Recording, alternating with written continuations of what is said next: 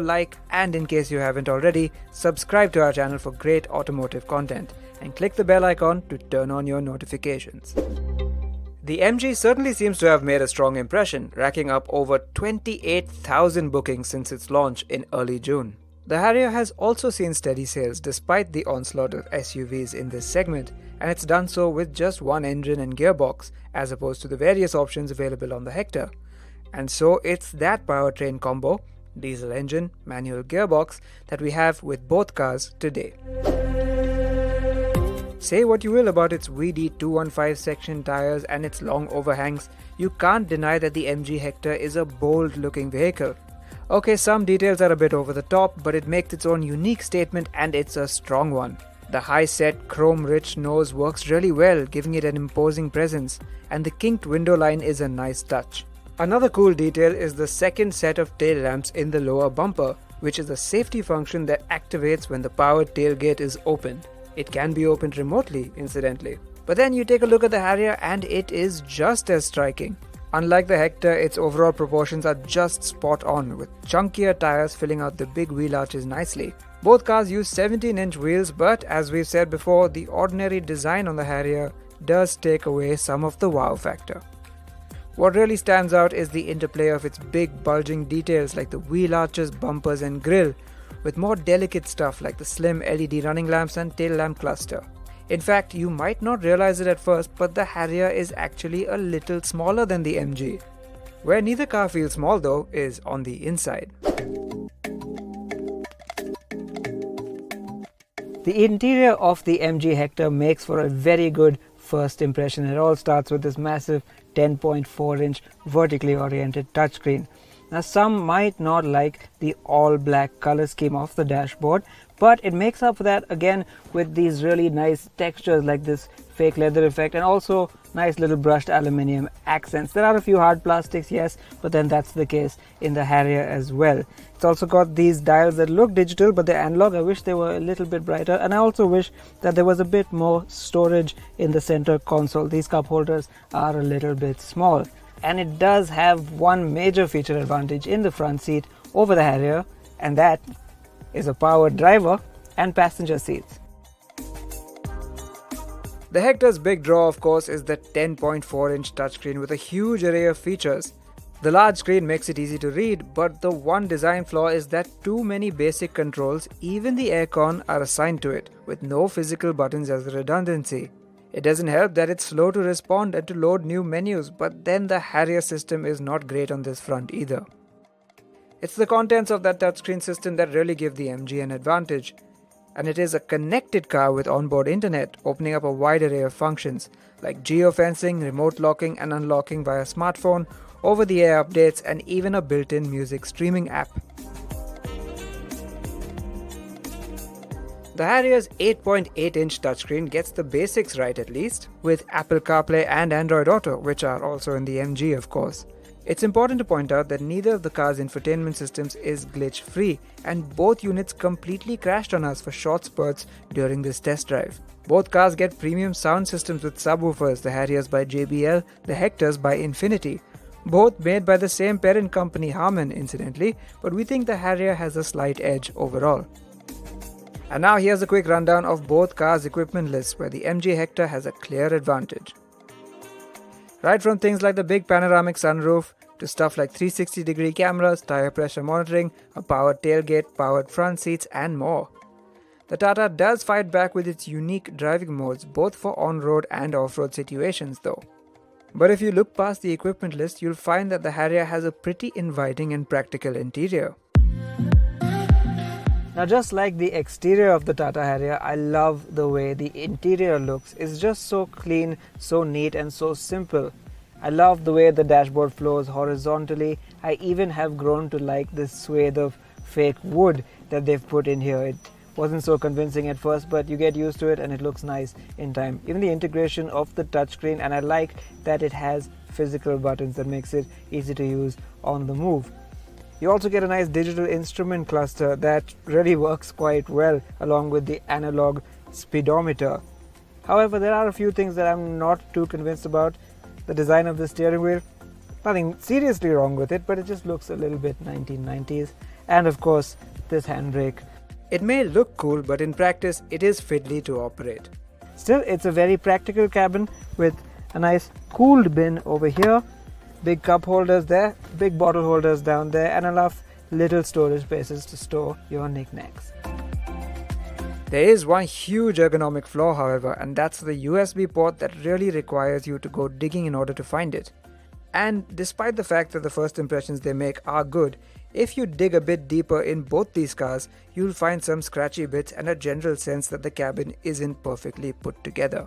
Now, this being India, there's a good chance many owners will hand over the reins to a chauffeur, and both the Harrier and Hector seem to have them well covered on this front. Let's start with the MG. Now, like the front seat, the back seat of the MG Hector also makes a very good first impression, and it starts with the amount of space there is. Just look at it. It's also helped by this huge window and low window line that gives you a great view out. And if that isn't enough, there's always the massive panoramic sunroof that lets in a lot of light. You'd also like that the floor is very flat, so a third passenger will have enough room, and you can even recline the backrest to suit your liking. The only downside I can find here is that maybe thigh support could have been a little better on this seat. Now, when it comes to the back seat, it's really close between the Hector and this Harrier. I know I'm not the tallest person, but as you can probably tell, there is more than enough space for just about anyone to stretch out back here too. The seat itself is also very, very comfortable. In fact, I think it might have a slight edge in thigh support, and it's even got pretty big windows. One thing you do miss though is the massive panoramic sunroof that you get in that car. There's no sunroof here. And the fact that that seat can be reclined and this one cannot. Both cars have big boots, although the Harrier's 425 litres is trumped by the Hector's 587 litres. But both will need you to heave your luggage over a large sill and fumble around under the chassis to access the spare tyre. Both are 5-seaters for now, but 7-seat versions will be arriving next year.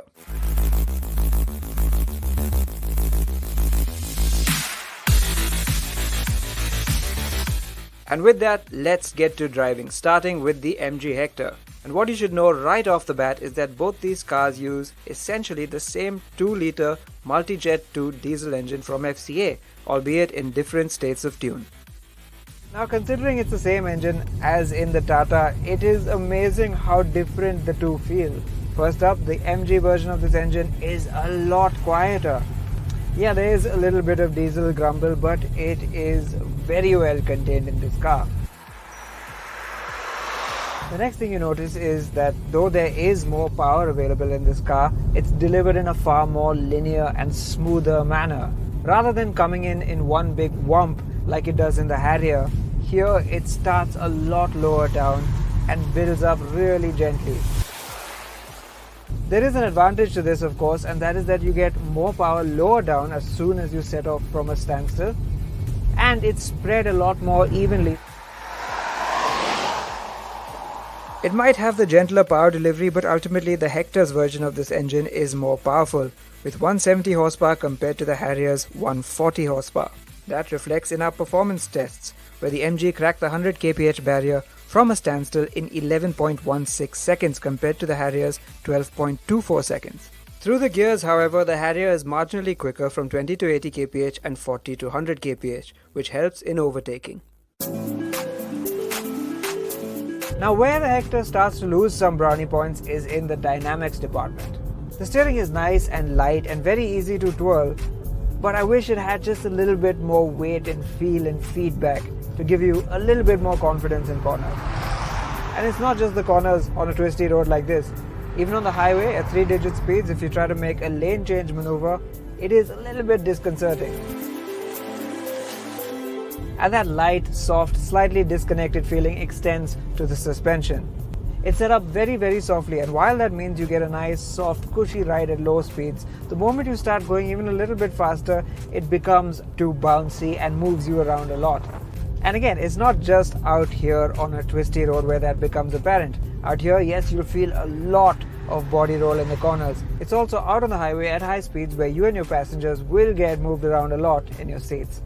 Overall though, what you'll miss in the Hector is that tough, all-conquering SUV feel. From behind the wheel, what it feels like is a big car. And for some, that should be fine. But if you're out looking for that tough SUV feel, I'm afraid this car won't do it for you.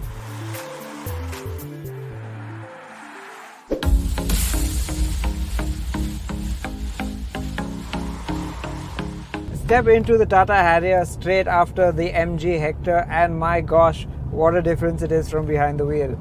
It starts with the steering that is just so much quicker and so much more direct. The Harrier is a big car, but it is so much more willing to change direction than the MG. And the best part is they haven't really compromised on the steering weight. In a similar vein to the steering, the Harrier's body control is far better than the Hector's too. So when you do steer it, the car remains much better controlled, it doesn't roll around, and you can actually have quite a lot of fun with this thing. Tata's cars are fast climbing up the rungs of the fun-to-drive mainstream car ladder, and even this big SUV has something to show for it. Now, unfortunately, things aren't all very rosy because while the dynamics are really well sorted, other things are not. Take for example the visibility. You get nowhere as nice a view out the front, the sides or the back as you do in the MG. And then there is the elephant in the room, or rather the elephant ears in the room, those massive mirrors. Massive mirrors are fine, but why did they have to place them so high up? What it does is create a huge blind spot. You could hide another Harrier in there. Now, as I mentioned earlier, this is essentially the same 2-litre multi-jet 2 Fiat-sourced engine that does duty in the Hector as well. But the first big difference that you notice is how much noisier it is. At idle, at low revs, at high revs, it makes a much bigger boom and diesel clatter. And you know it's the engine because the rest of the car is quieter than the MG. Whereas in the Hector, you'll get a lot of road noise from underneath the car. In this one, that is much better insulated. It's just the engine. And on the subject of what comes up through the road, this car's ride is also very different from what you get in the MG Hector. Everything feels a lot more solid, a lot more tied down. Okay, there is a little bit of firmness at lower speeds compared to the Hector, but I think it's a forgivable amount. The trade-off is incredible highway stability and poise. Some people may be willing to accept the MG's dynamic compromises, but overall it has to be said the Harrier is the better ride and handling package. Before we wrap up, a quick word on fuel economy. We haven't had the chance to do our full-fledged autocar test cycle yet, but as per ARAI's official test cycle, the Hector with 17.41 kpl very slightly beats the Harrier's 16.7 kpl. The top spec Hector diesel manual weighs in at 1700 kg, while the Harrier tips the scales at 1675 kg.